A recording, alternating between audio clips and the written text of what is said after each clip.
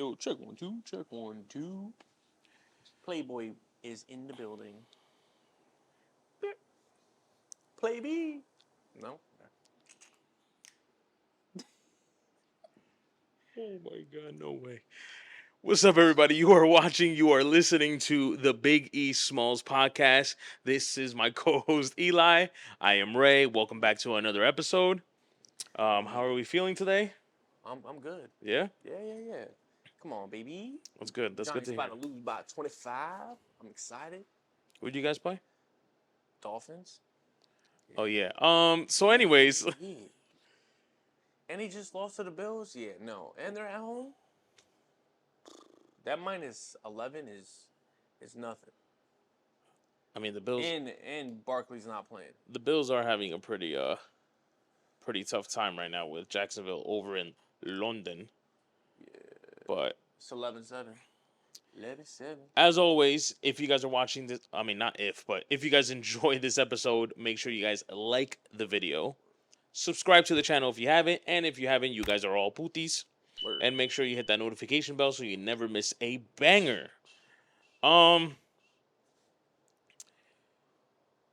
Damn, I have multiple trivia questions. And I kind of wanted to. But you know what? I'm going to go a little light because I'm going to go light. You know, I'm going to ask you this one question. One question. Freddie Freeman, Uh-huh. you know, batted, won MVP, batted in the high 280s, 290s in Atlanta. With the Dodgers, he's basically even better. Some would say. I think his averages are hitting threes and stuff like that. This season, he ended the season with 59 doubles. Golly. 59 doubles. That's gross. One of the big things is to get 60, right? Yeah. He didn't get to 60. He actually had 2 triples. God, I don't know if you knew that. Rio Freeman, stop it. But I was about to say if he knew that was gonna happen, I'm pretty sure one of those triples he would have made a double. But I'm here to ask you. The question is, do you know what is the record for the most doubles in a season? In a season. So I'm guessing he's close. I'm gonna say yes, yeah. Yeah. But by number standard, yeah, I think in MLB they don't consider it close. By baseball experts. I'm gonna go. He said 59. I'm gonna go. 67. You're absolutely correct. It is 67 doubles. Good. Oh, I forgot the gentleman's name, but it was a long time ago. Yeah. It was apparently in that span. I was reading. I don't have the article up, so I'm sorry if I'm all over the place right now. But in that span, it was in a 10-year span where a dude hit 60, then the next dude hit 62 a year later, then 2 years later a dude hit 65, and then this gentleman ends up hitting 67. 67 doubles in a season is the record for the most doubles in a season. Wow. In a season. And for all we know, because I think it was in the 60s, if I'm correct, they probably played less than 162 games, so that makes it even more. Insane. Yeah. It's crazy. But sticking to baseball, we're going to get right into the wild card series. Each series this postseason ended up being a sweep. Which is bananas to me. Because 2 teams that got swept were home. Yes. So they got swept at home, which is, I believe, Tampa Bay. Yeah, and Toronto. And Toronto played in Minnesota. I think Minnesota was the higher. Yeah. I think it was Arizona. Arizona played in Milwaukee. So Milwaukee got swept out of their home stadium, home field. Tampa got swept out. Minnesota swept Toronto in Minnesota. Yeah. And I'm forgetting one. Texas is Tampa, but whatever. It'll come to me. What do you think about the division? The wild card series. Like, what you think about them? What stuck out to you? Well, I'm gonna be honest. I mean, the Rays. I just felt like that was gonna happen. They were gonna lose. Not in the fashion that they lost. Yeah. Because I'm thinking, wow, game 1, they got Glasnow on the mound. They're gonna do their thing. And Glasnow did do his thing. He got 8 strikeouts for them. He did. I think he gave up 2. I think or 3. I know he had 8 strikeouts. I want to say he only gave up one, and they scored the other two after they took him out. After him, Yeah, like the inning they took him out. inning they took him out. Yeah, see, and I'm jumping into the next game, but I know Strider was upset yesterday, but let's not jump into that. But Tampa, I mean, I'm a Yankee fan, so I know what they do. That happens all the time. You know, you go on a run of 28 wins and like one loss, and you coast the whole season. Well, I was watching one of the. Well, I watched every game, but one of the games, the commentator was like, I think it was game two, because I think the commentator was saying, they got to figure it out, try to claw out this game to force a game three, Yeah. and he specifically said, because if you don't win this game, that whole 13 game winning streak you guys had to start the season will be for nothing, and it ended up being for nothing. Yeah. And and I said this, I think we both said this, but I said this to everyone because I don't know, being who we are, especially the Potters that we are, excuse me, a lot of people tend to ask us questions, come to us with stuff. And, at both my jobs, I guess because of what we do, people always come up to me, oh, what do you think about this? Oh, what about blah, blah, blah. And I said it to every single person. This 13 game winning streak means nothing. This 13 winning streak means nothing. It means nothing, especially being that the people that they won against were nobodies. Not all. It was very early. All the teams, except for Miami. I think Miami was one of them. All the teams that they won those 13 games did not make the playoffs. Yeah. So it wasn't that impressive to me. We've seen it before in a lot of other teams. Heck, the Yankees, I think, at one point had 12, not this season, but at one point. And I think this season we had a 10-game winning streak at one point. Obviously, also for nothing. But it's just, I'm putting this up here because when are they finally going to get over the hump? I don't know. Tampa, they're always a really, really good team, a great organization. Yeah. Their hitting is always on point. They're very, very fundamental hitters. Yep. They got great pitching, and they always have great pitching. That's why Blake Snell ended up in San Diego and stuff like that. Which it came down to, like, I want to pitch, like I want to throw. Taking him out in the fifth inning that's also their thing. It's more of a metrics thing, and they like. I know it gets tighter in the playoffs, and you want to make sure that you really have your bullpen ready. But, like, your starting pitcher's throwing. Keep him in the game. Yeah. If he wants to go 7, go 7. If he wants to go 8, he goes 8. Like, we don't have these pitchers going the distance anymore, and we're really using the pen. And then you find out, like, your pen can't hold up, and then you lose the game. Well, that's another thing that I said, too. At the beginning of this playoffs, I told someone at work, I was like, because, we are. I'm going to say we. I'm not going to exclude myself. We're heavy bettors. So he was asking me, like, oh, what are you going to, because I think this is, like, his first time betting MLB playoffs. He's like, Ray, so what is it? Tell me how it goes. And I'm like, I'm going to tell you straight up. It's a lot of pitching. Yeah. It's a lot of defense. Usually in the regular, especially recently, I'm going to say in the past 4 or 5 years, managers are not letting pitchers pitch more than 5. Yeah. And the playoffs, they're going to allow them to do that because they're going to preserve their bullpen and they want them to eat innings. Yep. And once again, we are right back to pulling dudes out at 5 innings. At 6.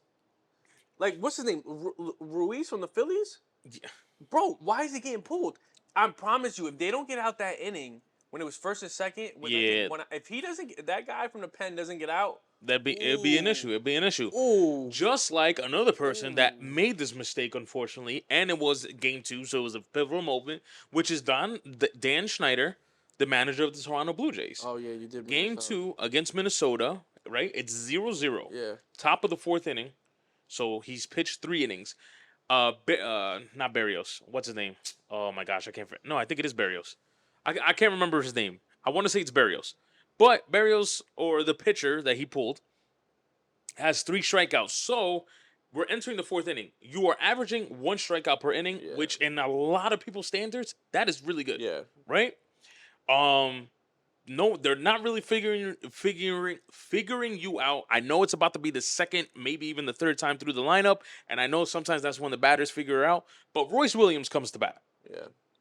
Royce Williams, for those that are watching baseball, game 1, it's 2 dingers off rip, right? Yeah.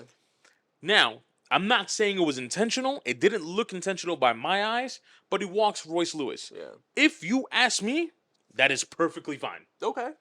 It's the hottest hitter right now in Yeah. playoffs. You walk him, okay, I'm not that's mad. fine. Then we'll pitch to the next person. Hopefully it's a double play. We'll move on. Keep it moving. Dan Schneider comes out and pulls this pitcher. Yeah, I know. That was insane. Pulls this That pitcher, was insane. right? And then puts in, I might be chopping up your name. I completely apologize if I do. It's his last name's Kikuchi. I don't remember his first name. That's how I'm pronouncing it. Hopefully I'm pronouncing it correctly. A left-hander, left-right, left-handed pitching. The next three batters, I think the first one was a left-hander, but then the two or the three after that were righties. Yeah. So now you got a man on first, no outs because you decided to pull him right after the walk. Yeah. Put Kikuchi in when the three out of the next four batters are right-handed. Yeah, that's insane. You can pretty much guess what happened after this. They scored 2 runs. Now they're up 2, which were pivotal runs because I think they end up winning 2-0. Yeah. I to mean, sweep obviously, Toronto. they don't. But it's 0-0 going into extras. Correct. Like, and you also give it's the yourself fourth a inning. chance. I don't what now again. We mentioned this early in the season about the Yankees. The commentators once again come out and say this decision was made last night. Meaning that last night they probably pulled up whatever freaking stats all these managers are looking at now. All these advanced stats And that these metrics, yeah, like bullshit. I know we have to progress. I know we have to move forward. I get it. Just trust me. I can adapt to things. When it comes to baseball, I'm still kind of stuck in the old ways. Yeah. All these numbers and stats for every little moment of the game is really getting insane. annoying. You don't need it. Really getting annoying, and for some people, it's really bad. Look at the Yankees. Yeah. How many times I could probably name you. I probably can't name you actually because there's so many times that we probably made a move off stats and it bit us in the ass. Yeah. Dan Schneider, and it might not be completely his fault.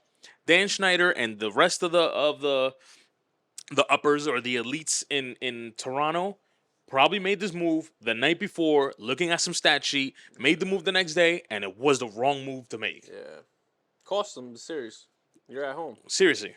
And I don't know. I mean, I don't think they will. I think I did overreact when I texted you, but to me that was career. I mean, that's a game that you basically lost the series. You're going home. That's career ending. Like if I was the GM of Toronto, regardless of how you made this move, I can't have you continue making this move. Yeah. Well, if it was him making the move, then yeah, he should get let go. But if the higher up is making that call and he has to go ahead and do it, that's different. Well, we all know a lot of the thing with the managers, and it depends on the managers because I do want to get into a bunch of other managers that I realize that are in the playoffs, and I'm like, wow, this is why this is happening. But we'll get to that. Excuse me. Not all managers have the cachet that a lot of other managers do. So Dan Schneider is probably just like Aaron Boone. It's probably one of those guys that is just a yes man. Whatever the uppers say, he's just gonna do. Yeah, he's just a puppet. You don't really. Dan Schneider probably doesn't have the cachet to be like, actually, no, I don't like that. I'm gonna let Barrios. I'm forgetting the pitcher, but I'm pretty sure it's Barrios. I'm gonna let Barrios go 5-6. Yeah, it is what it is. Forget the stats. See how it goes. Yeah. You've been riding him all season. I'm confused. Yeah, he was literally aside from Gossman. I know at one time you had what is this guy's name? Maeda, I think his name is, or whatever. Yeah. I don't know what happened in Toronto, but that was bad. And it's kind of funny because 2-3 years ago when they were on a roll, De Lo Mio, Vlad Guerrero comes out Jr. and he was like, "Oh, if you thought this was a little snippet, you're going to see a movie from here on out." And a lot of people did expect that. Toronto did look like they were poised to make some noise in the AL East. And since then, you guys just been a complete disappointment. Teetering, teetering, up and down, up and down. But there's a little trend here, and they did lose game 1 as well. The AL East is looking a little shaky coming playoffs. I mean, Toronto already got swept out. Tampa Bay already got swept out. And Baltimore already lost game 1 to Texas. But I'm not going to get into that because there is something else that I want to talk about that series that I didn't realize until the wild card series. Yeah. But what I do want to touch upon before that in the wild card series is Arizona. Arizona plays Milwaukee in Milwaukee, so all 3 games are going to be played. Well, if it goes to 3 games, but all 3 games are played in Milwaukee, right? Arizona, fun team to watch this year. I'm not gonna lie to Yeah. you. They got a bunch of Yeah. spunky kids. I know they have Gurriel, who won that World Series with Houston a few years back. The first World Series that they cheated. Yeah, I'm gonna say it. I don't care. Um, so that's kind of like their veteran, but they Yeah. have dudes like Corbin Carroll, Christian Walker. They got a lot That's the of Zach boys. Gallen, basically a Cy Young candidate if he only pitches at home. I'm gonna add that as well. Yeah, Listen, you're not I'm wrong. gonna get spicy with some of these baseball takes. It is what it is, but they are for real. They go to Milwaukee Yeah. in Milwaukee. I'm talking about they have dudes like Carlos Santana, playoff Yeah. veteran, and just a veteran in general. Willie Adames is a great hitter. They have dudes like Burns pitching and stuff Yeah. like that. So you would assume, Got some boys. yes, you would assume that Milwaukee would get out of this series, and let me tell you, Nah. completely wrong. Nah. Arizona wiped them out. Yeah, I was shocked. I'm not gonna lie. I was shocked. And what they did last night, putting up 9, I said, damn. I'm surprised, but not surprised. Yeah. You know what I'm saying? Clayton Kershaw is Clayton Kershaw of the playoffs, you know? So, Yeah, I was actually expecting two quote unquote playoff pitchers to show up, but only one did. The other one actually pitched well, yeah. but I'm not gonna. I mean, we're gonna get into it, but I kind of really hate that he actually showed up. But hey, man, from what I saw in the wild card series, and just like you mentioned yesterday against the Dodgers at LA, Yeah. Arizona is serious, and people need Yeah. to wake up on what's going on. Yeah. We could possibly, maybe not, because I think that year that Chicago won it, they were very strong the entire season. Arizona have been kind of up and down, even though at one Yeah. point they were the best team in the West.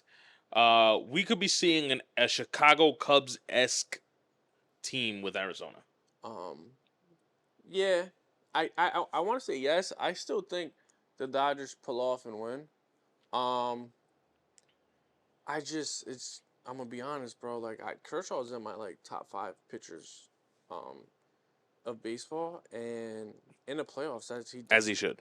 that's what he does though. Like it's so sad. I know it's that- subjective, but he is great. yeah, like regular season, you look at his number, he dominates. I know. I mean, he is towards the end of his career.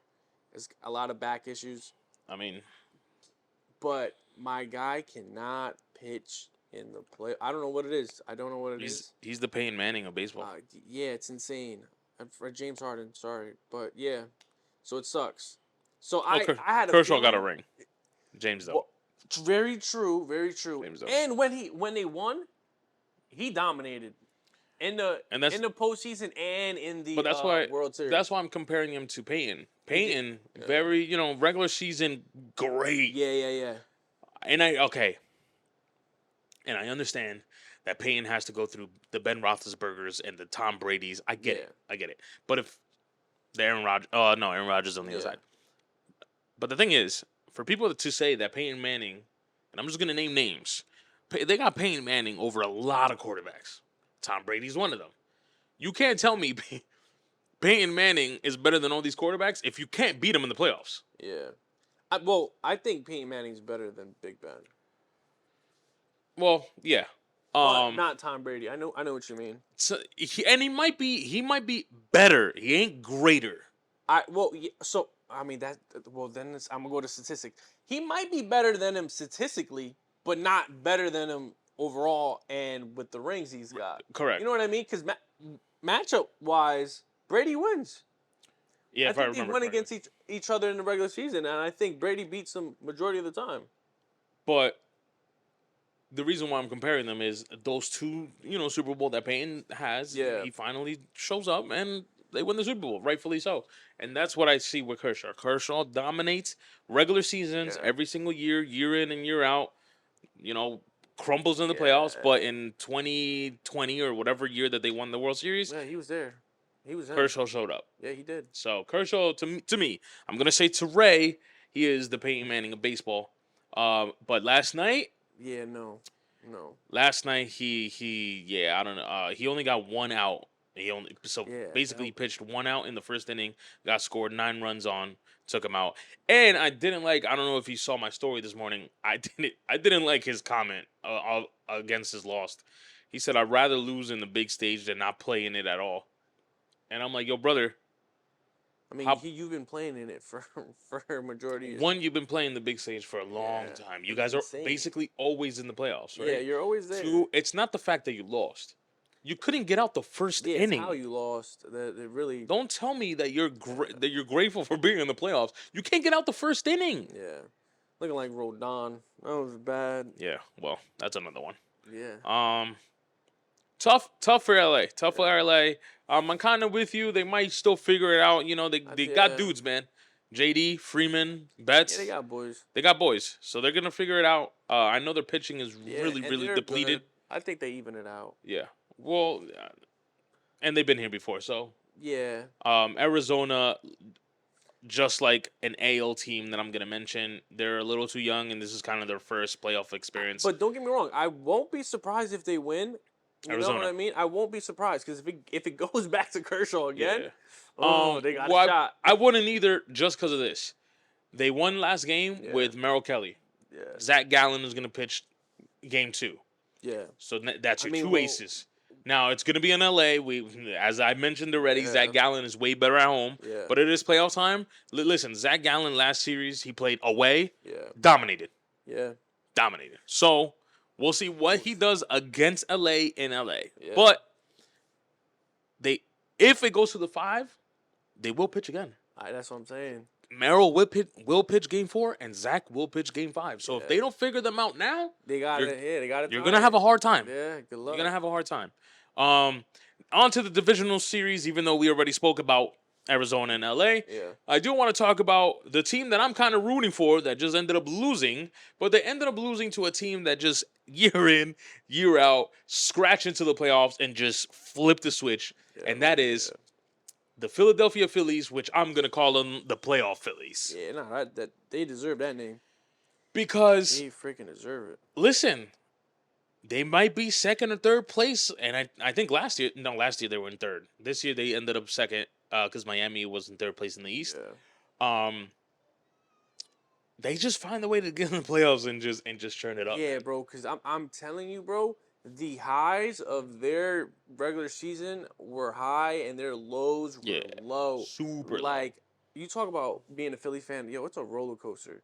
Like you freaking squeak in, and when you get in, you're like, we got a chance. Yeah, for sure. It's insane. It's insane. So they went out there and put a donut on the Braves, bro. And that is insane. I think that's the most impressive part about all this. That, bro, first of all, top to bottom, we bring it up all the time. 1 through 9 hits 15 plus home runs. You have both MVPs, you know what I mean? Basically. On your team. You have the top 5 pitcher in the NL in Strider, and you freaking win away. That is insane. I'm sorry. 3-0. They played a complete game. That play at shortstop, bro. Who is that? Stott, right? Oh is my that Stott? God. Or Bohm? I think it's Stott. I might be wrong. Trey plays second? No, you're right. It's Trey. Sorry. Stott. I think Stott plays second. Trey Turner makes that play at shortstop, that dive to turn 2, and I'm like, golly. What a play. Yeah. What a play. Because he doesn't make that play. That goes by. Oof. I'm sorry. That turns the game because they score 1. Then you got maybe first and third with 1 run in. It gets critical. That was a really big play by him. LA probably wishes they still had Trey. I'm gonna be honest with you, Trey. Oh, he's a dog. Trey, yeah, 100%, and he's just like who I'm about to mention is another person in the playoffs that just. Listen, Bryce Harper. I don't know what it is with Bryce Harper, and you know what? I'm gonna say this on camera. Yo. Put respect on Bryce Harper's name. I no longer want to hear about Mike Trout. Yo. No offense to Mike, big jersey. I understand, and you're a phenomenal player. Yeah. You can't stay healthy, brother. Yeah. And your counterpart, aka Bryce Harper, Yeah. regardless of because he also can't stay healthy. But listen, they make it to the playoffs because your team can't, and your team has basically quote unquote the 2 best players in the league. Yeah. They make it to the playoffs, and Bryce shows out why. If he's not better than you, at least should be in the same conversation as you. Yeah. Definitely deserves a conversation. He's a little bit more healthier because he's able to play, and the fact that his team is in the playoffs, he's producing. Like we've never seen Mike Trout in the playoffs at all. I understand you're Captain America. Yes, when you think of baseball, you think of Mike Trout. But when are we gonna turn the page on him? He's not the face anymore. We need someone else because it's not him.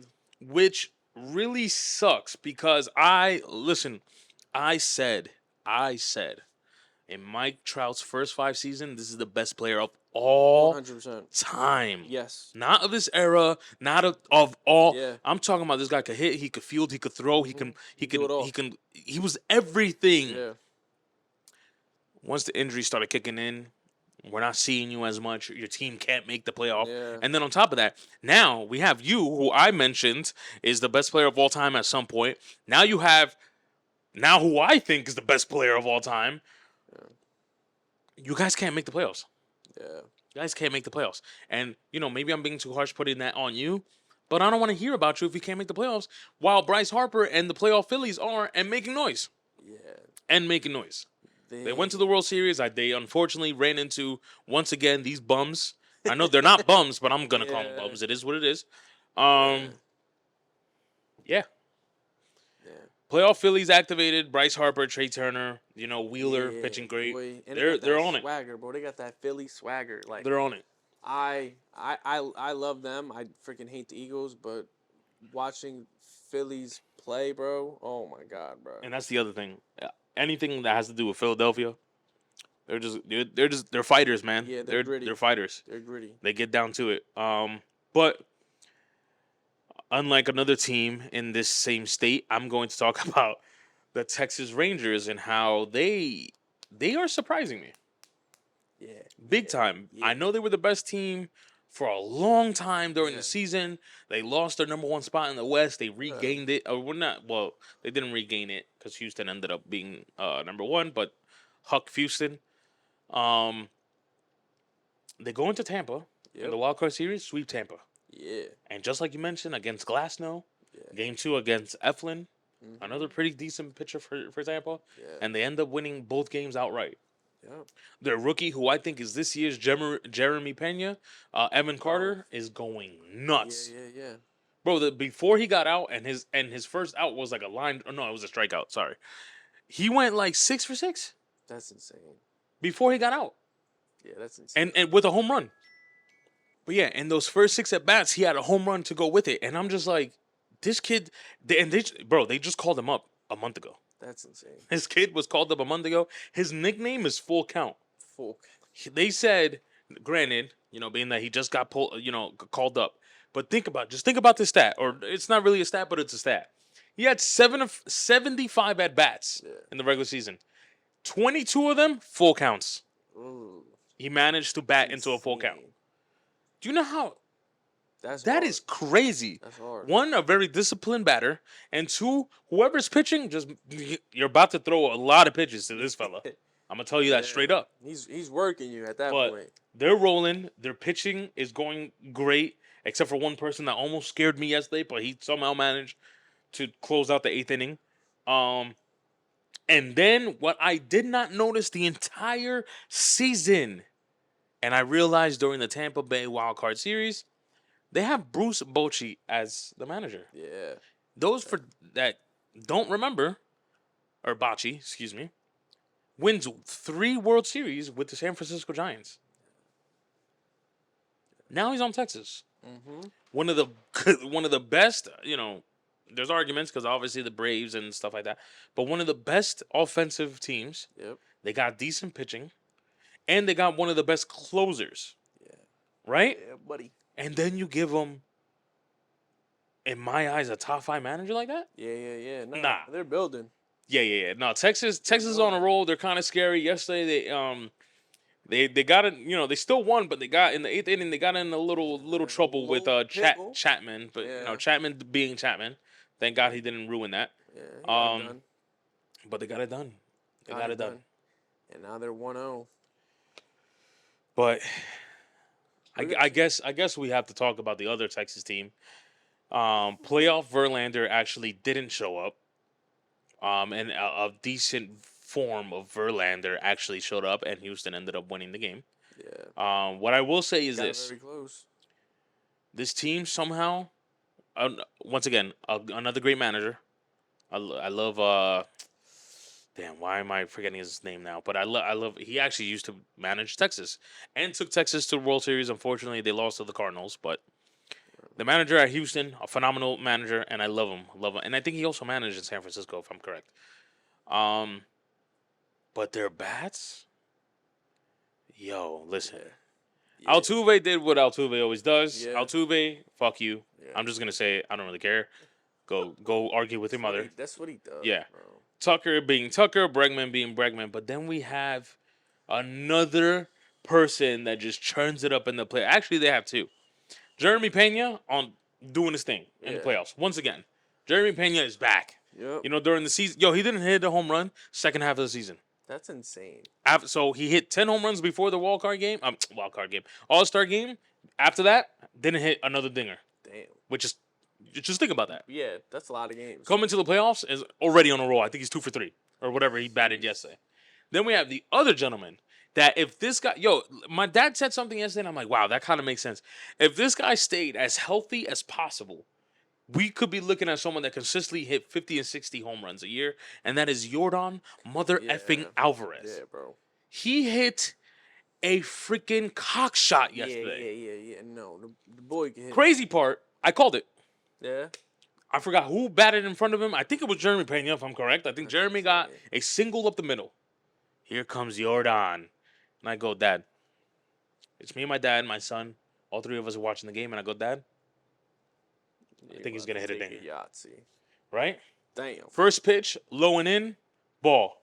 Second pitch, mistake by the pitcher. I'm going to say that. It was a hanging breaking ball into the middle of the plate. My boy tatted this ball into the next atmosphere. Yeah, no. It was insane. Yeah. I saw it on Instagram, and I go, golly, he pieced that ball up.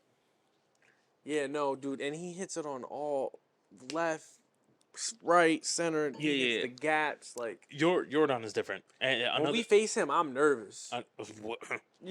I'm nervous. I think anybody should be nervous. If he's healthy enough to play, just be nervous. Because that guy, he's going to figure it out to destroy the series. He demands both sides of the plate. Like, he's got power the opposite way, and it is scary. Like, sometimes I'm like trying to pitch to him, like, in my head through, like, the TV, and I'm like, ooh, it's a little scary to try to pitch to him. Yeah, but somehow this gentleman, not even this gentleman, the freaking entire Astros team just figures it out come playoff time. They're looking like they're in the same form as always, and here we are.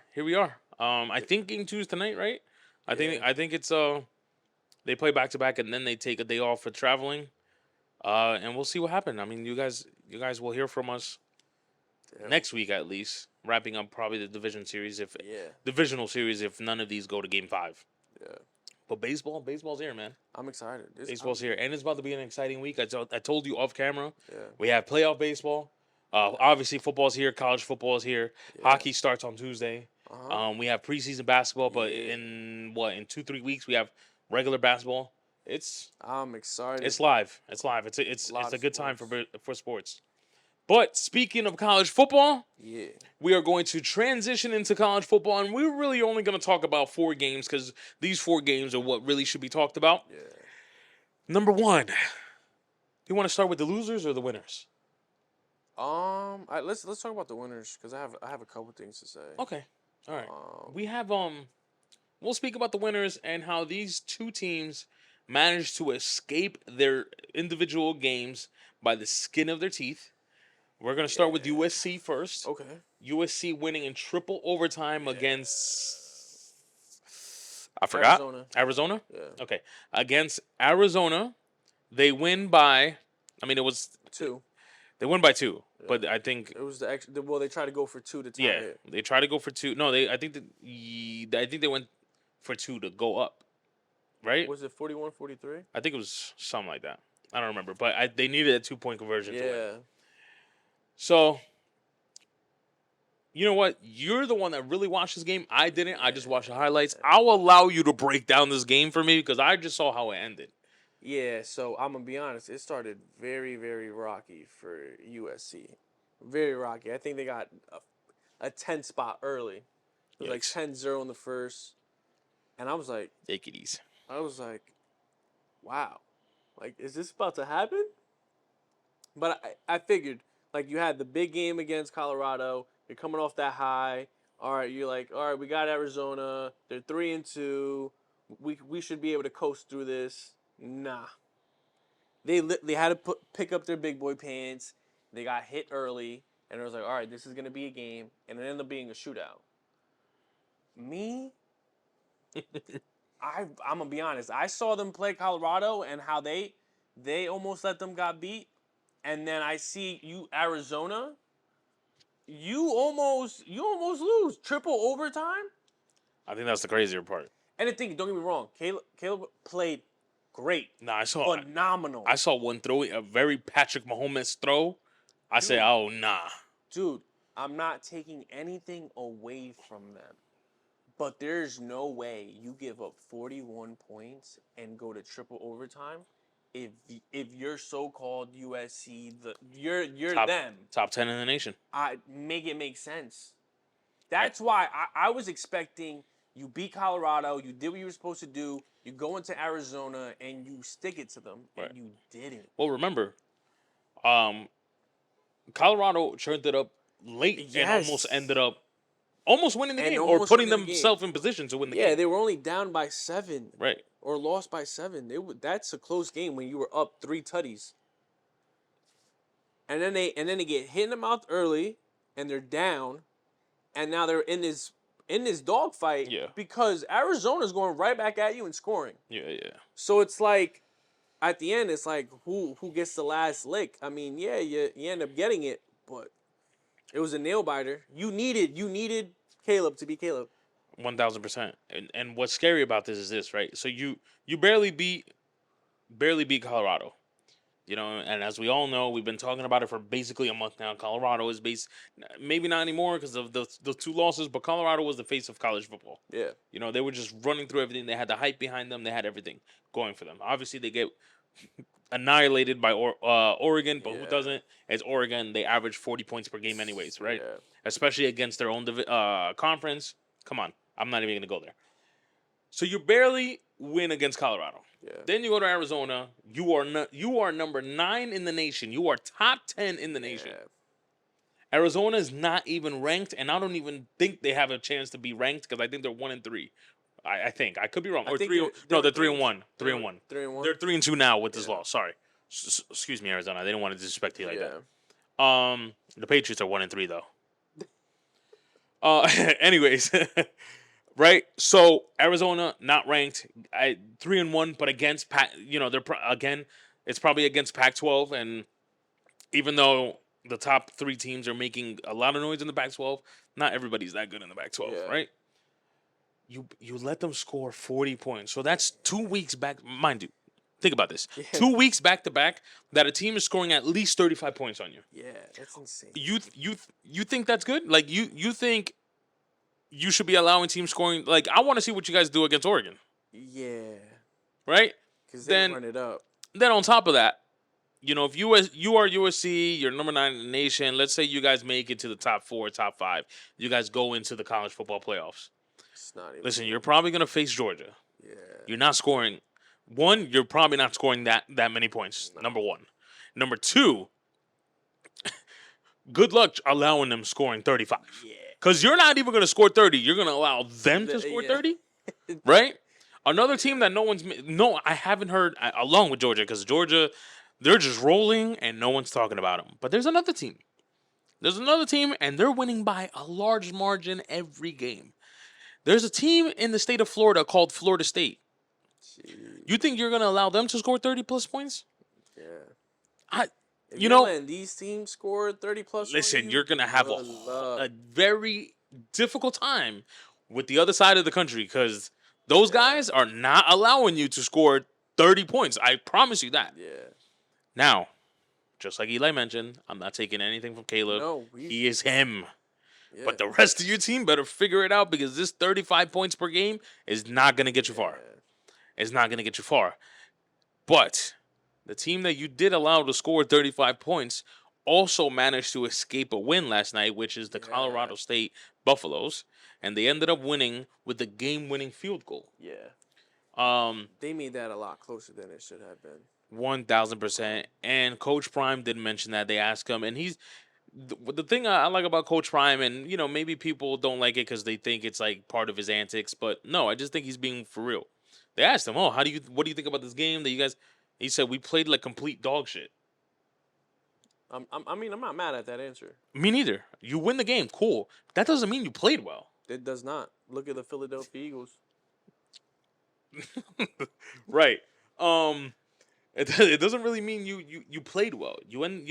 I think you mentioned that they were up what'd you say, like 13 points or whatever? Yeah, they were up by a good margin, 10 points. A pretty decent margin. It looked like you guys are at least in stride. I'm thinking they had that game under control. I saw it was the fourth quarter with 6 minutes, and I'm like, oh, I think they got this win. I didn't even look at it, and then come to find out they went on a game-winning drive by who else? Right. Sanders. Shador Brady, basically. Yeah, that 2-minute drill was amazing. Shador Brady. That was very Brady-esque. Let me get us to field goal range, kick a field goal, win this game, let's go home. Yeah, Very, very Brady and the primetime Patriots back in the day, but yeah. obviously we're no longer on that form. But hey, I don't know. I'm as you are, very disappointed in USC. You guys, this is not pretty for you guys. Trust me. This is not pretty. And Colorado. I'm happy Prime said what he said because you go off of Oregon, you get beat the way you got beat, then you come off a.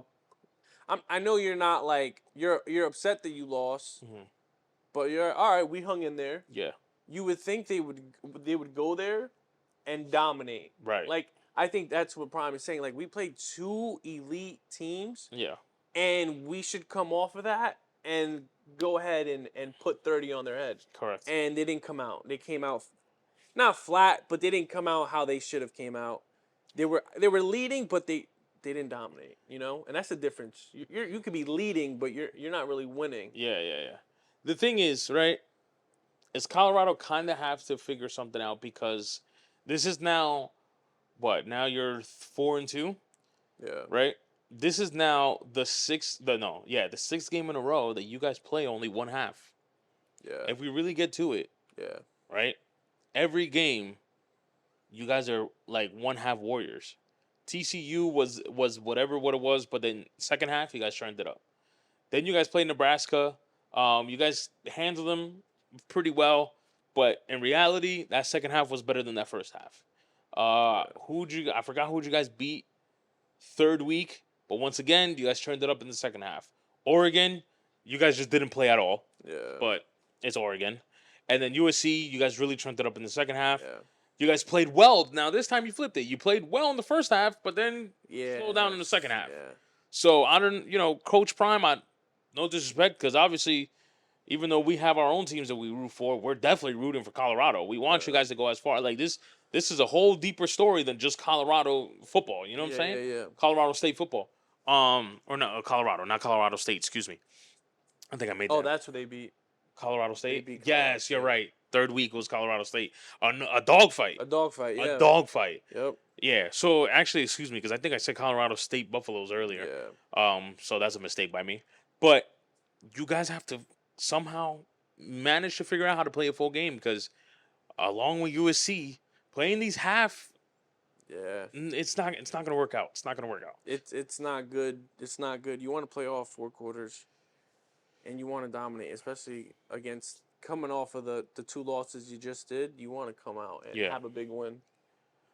But now we're going to transition to two teams that ended up losing their games, and they're big losses when it comes to the nation right now. And number one is Notre Dame against Louisville. Louisville comes out and handles Notre Dame. And I'm going to say once again, and it's not because they beat them last season, but it's because they beat the same quarterback last season in the same fashion, by the way. Sam Hartman, I think that's, I know his last name is Hartman. I think it's Sam's his first name. He was the quarterback of Wake Forest last year. plays Louisville. You want to hear a fun stat? Last year, Wake Forest with Sam Hartman, number 10 in the nation. Damn. First loss against Louisville. This year, Sam Hartman on Notre Dame, number 10 in the nation. Hey, First loss. You guessed it. that's Louisville. insane. So I don't know, Sam. Yo, Sam, I don't know what Louisville got on you, but you need to figure it out. He's getting paid out, bro. Yeah. Something is up here.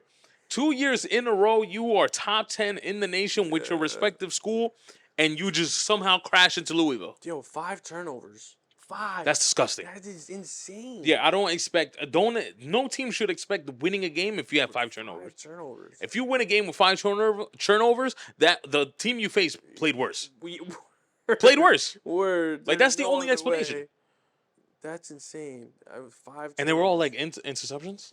I don't know, but I know for a fact he at least threw 3. Which I is mean, that insane. alone is that alone. Like, good luck throwing 3 interceptions in the pro league in the pro level. It's You throw 3 interceptions. have a seat. Yeah, ask Mac Jones. He knows a lot about that.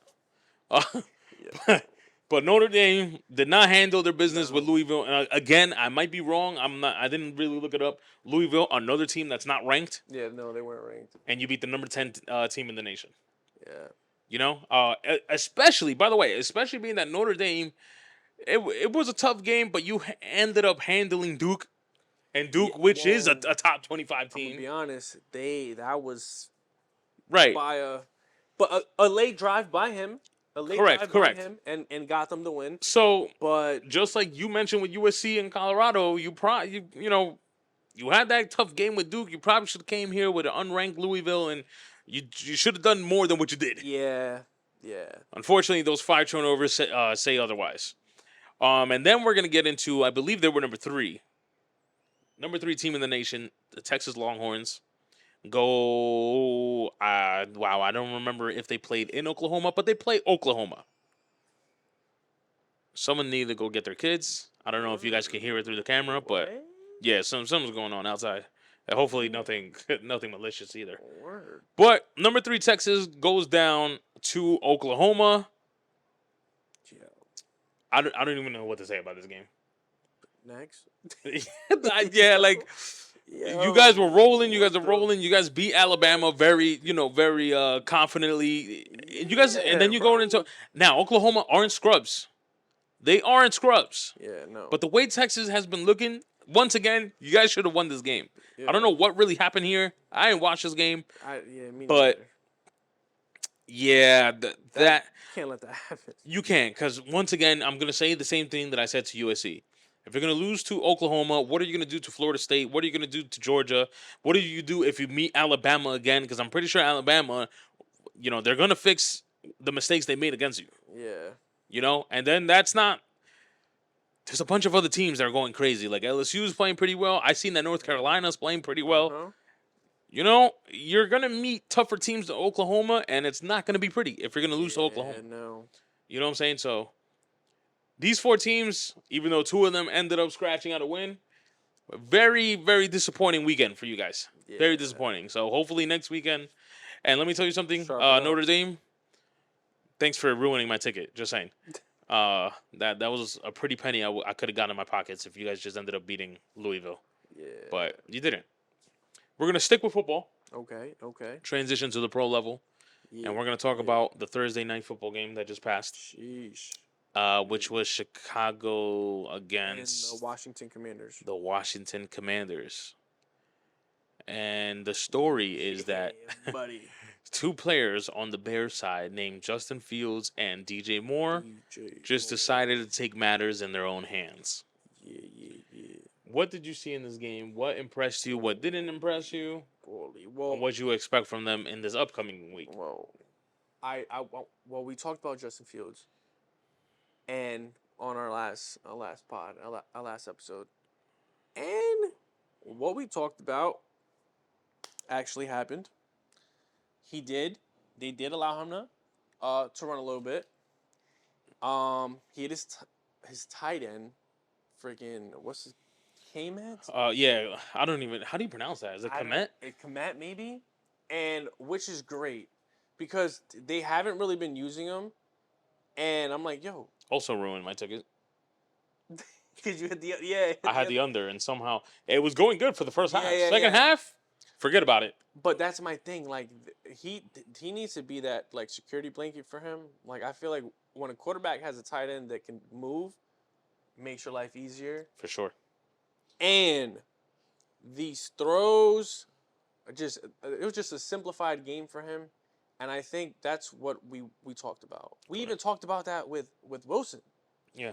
And I was watching it, and I'm like, exactly what you said. Oh, this team was prepped for Aaron Rodgers, and I'm listening to it. And I'm like, yo, can we put on the pod and put on this and like what was being said? And I don't want to toot our own horns, but it was pretty cool to hear what we said, and they were talking about the same thing, just simplifying it for them, making it easy, quick throws, making their players play. Wilson, Brees Hall, making Lazard made a couple like just making plays, like get it to him, and I enjoyed it.